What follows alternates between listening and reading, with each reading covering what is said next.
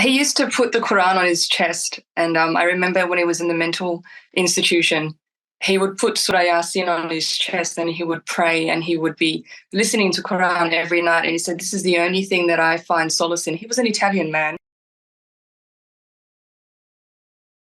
My first impression was, why haven't I heard this before, and why am I only hearing it now? Because I was raised in Perth, Western Australia, but we went to a Muslim school for like 11 years. And in the Muslim school, we were taught how to read Quran, Arabic, stories of the Prophet Muhammad Sallallahu Alaihi Wasallam. But when it came to the understanding of the fundamentals of Islam, like why God even exists, like who is God, um, the facts and science behind Allah subhanahu wa ta'ala's existence, we were never taught that. We were never taught any of that. It was just you were Muslim and we already had that understanding, and that we were just taught the basics of Islam. So when I stumbled across this course, I was mind blown. I was literally just thinking, oh my God, like I've been raising my children wrong, this whole entire time in regards to all of their curly questions.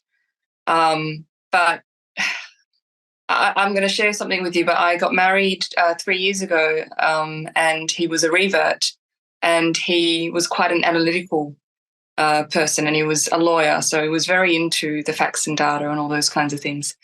And he went from being a non-believer into that, that hedonistic kind of lifestyle, and really pursued Islam, and we would pray together, and he was really intrigued by Islam. But a lot of the curly questions would come to me, and even though I had some understanding, I couldn't factually or scientifically prove the existence of Allah subhanahu wa ta'ala, because there was too many loopholes that just he couldn't fill in. And so he was one that really liked to process and understand things from a science perspective. And he really, really tried his hardest to find Allah subhanahu wa ta'ala. And I think because he was going through this transformation, he fell into a really deep depression. I liken it to what Imam al-Ghazali went through. It was almost like your reality is completely just shaken, and everything that he went through and everything he believed had disappeared, and now he was like, who am I? And he fell into what the psychiatrist had said was a major psychotic depression, but it was really his soul had just awakened in some form, I suppose.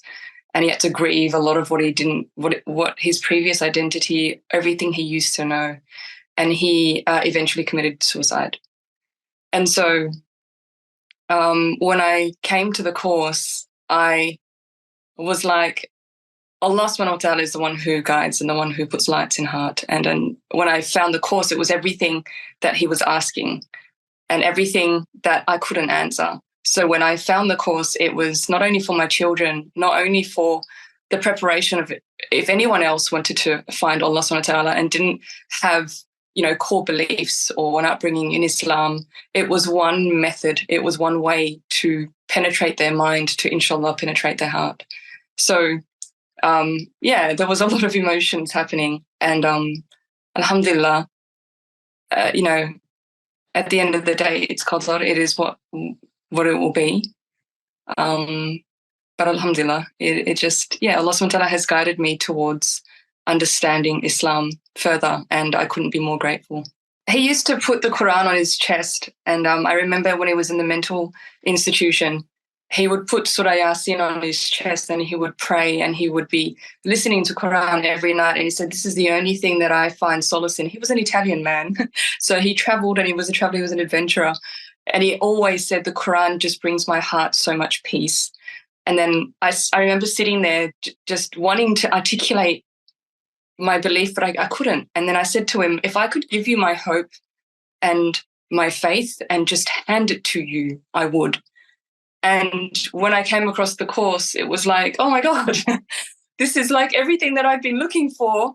And Allah subhanahu wa ta'ala had, given it to me at the right time, and it was what was necessary at the time. So I think for me, it's imperative that I'm able to give that to anyone else who maybe has a revert husband, or anyone who's really seeking God, or anyone who comes to me with those questions, that I am prepared to be able to say, yes, that's, I can not only explain the existence of God, but I can give you the arguments for the existence of Allah subhanahu wa ta'ala.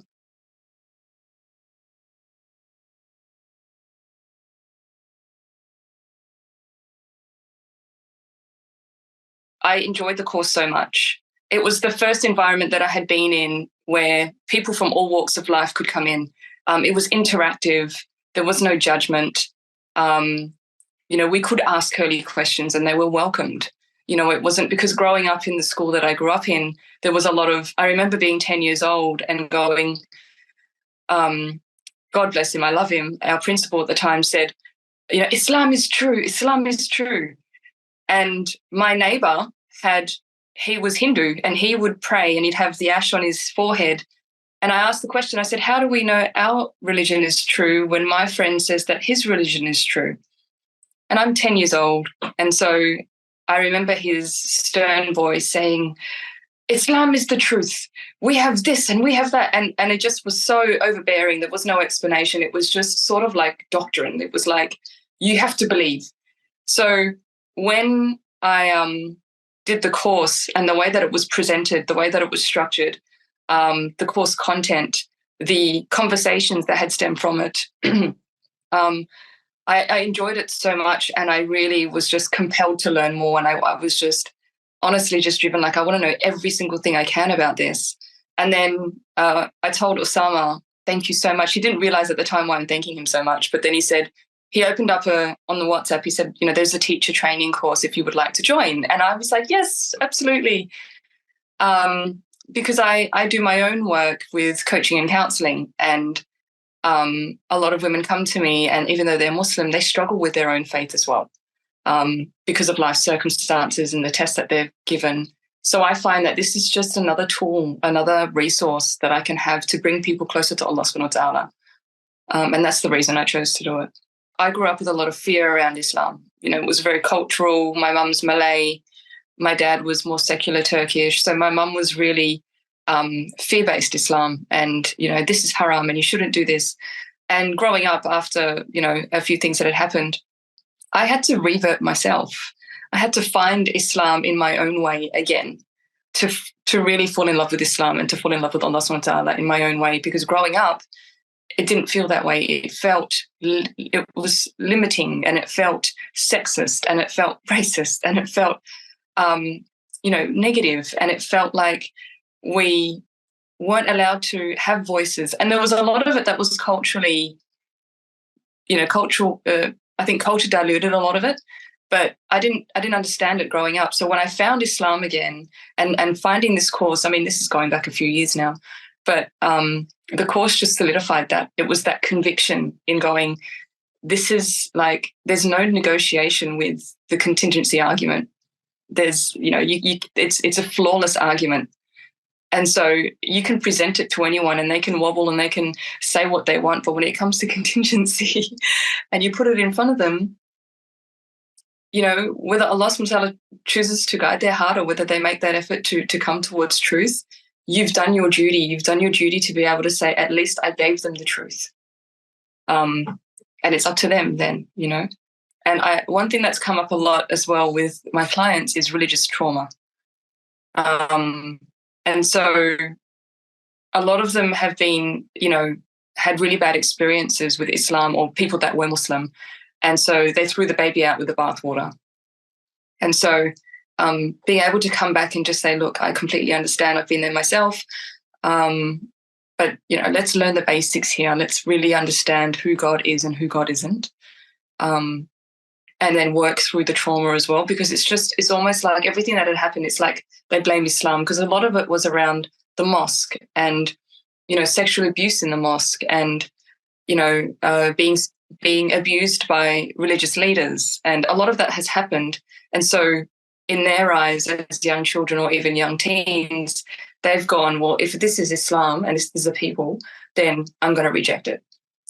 So I find that it's amazing to learn the first two steps is being able to give them the fundamentals in going, I completely understand that that's what you've been taught, but this is actually what Islam is.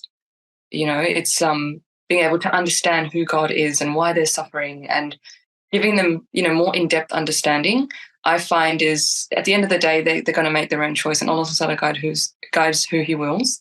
But if I could be, at any point in their life, a conduit to be able to say, okay, I'm sorry that's your experience, but are you open to a new experience? And that's what Why Islam is True has done for me, because I was sitting next to a friend of mine who I made during the course, and she was a Pakistani lady, and she's got older children too. And we were both shaking our heads going, oh my God, why didn't we know this 20 years ago when our kids were younger? So, we had this complete Muslim mother guilt and remorse after seeing this course. And now I'm trying to tell everyone who's got young kids like my sister, I'm like, go, you have to go to this course before, your daughter Iman starts asking all these questions.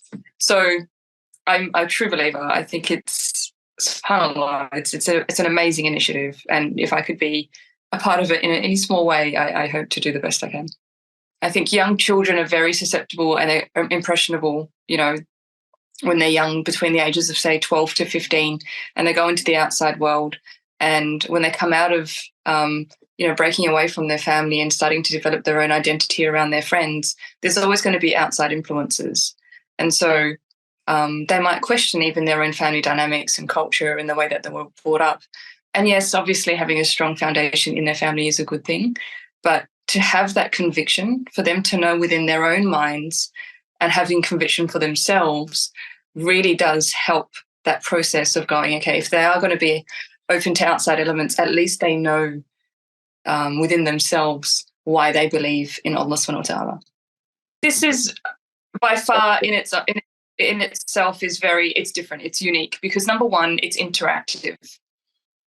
The space is non-judgmental. So in Akida classes, you don't normally get a non-Muslim sitting there from the university going, I'm just going to sit in and see what this is about. It's open to everyone. It's having bigger conversations and deeper conversations around why Islam is true, basically. That's number one. Number two is that no question is off the table.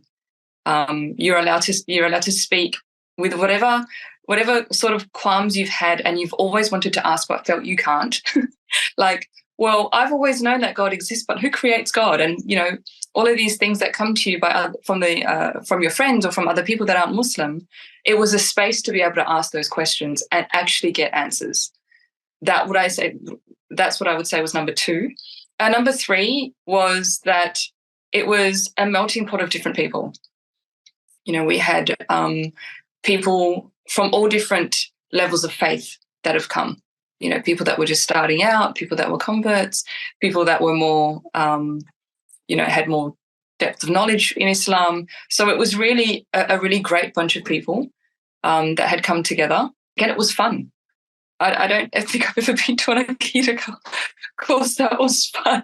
And I hate to say that, but it was. To learn in this class was fun, where before it was head down, okay, write your notes and don't say too much and, oh, excuse me. And, it was really sort of, yes, it's great to have that sort of akhlaq and understanding of other people around you. But this was you're allowed to bring every question, every single doubt you had and lay it out all on the table and get the answers you needed. And that's what I found just amazing.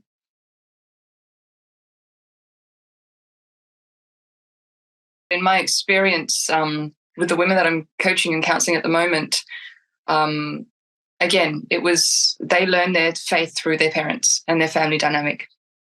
And what happens is when it's not the healthiest dynamic, they tend to not really leave Islam. I know that one of the girls that I'm working with now really wants to work on her relationship with Allah subhanahu wa ta'ala and her deen, but she's just really lost at the moment. And her younger sister actually left and ran away from home and left to America and was on drugs for 2 years. And her mum, just a lot of, and she's Muslim. And so her mum's trying her hardest with the Islam that she knows, which sounds very strict. And the daughter's coming up against her and going, I don't like your version of Islam. So she was just actually having a conversation about this today. Mm-hmm. And so I think when people understand their religion in its entirety for what it is, instead of what they've been taught, then it allows them to make up their own mind about how they move forward with their faith, instead of feeling conflicted with, I know I'm Muslim and I have loyalty to my family, my culture and my religion, However, I'm struggling to even be a good Muslim because what does that even look like? And so, um, I think it's really about strengthening their deen through understanding who God is for them in order to fall in love with Allah subhanahu wa ta'ala. I'm finding it really hard to articulate the experience in words because it was enlightening. it was it was really enlightening. Like I would be rocking up early and just waiting in my car going, yeah, it's Tuesday night.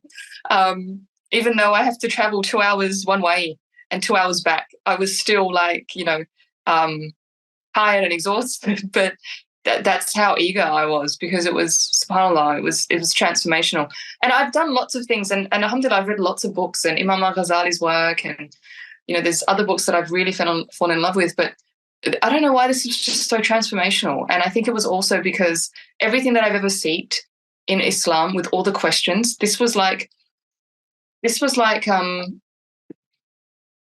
think they call it the hatchet with the something. I don't know. It's like the nail in the coffin. It was just, yeah, this is all I needed, right? This was like after all of that discovery, there's obviously so much more to Islam, but the conviction part was like, I feel equipped and so strong to be able to have a conversation with anyone. And go, yeah, cool, come at me, but I feel like before it was really the way that I would articulate, how do you articulate faith, right? How do you articulate why you love Allah subhanahu wa ta'ala and this existence that, lives, that is unseen? And why Islam is true was it just nailed every single question. And it gave us the tools to be able to articulate it in a way that made sense logically and also to be able to enlighten the heart to go, oh my God, yeah, it makes sense because it's common with all my senses. You can't run from that. You can't run from the argument of contingency, right? So, yeah, alhamdulillah, I'm finding it really hard to articulate all the great things. But inshallah, I'll write something. I'll actually put it into a video so I can gather my thoughts and collect it and be a little bit more succinct, inshallah.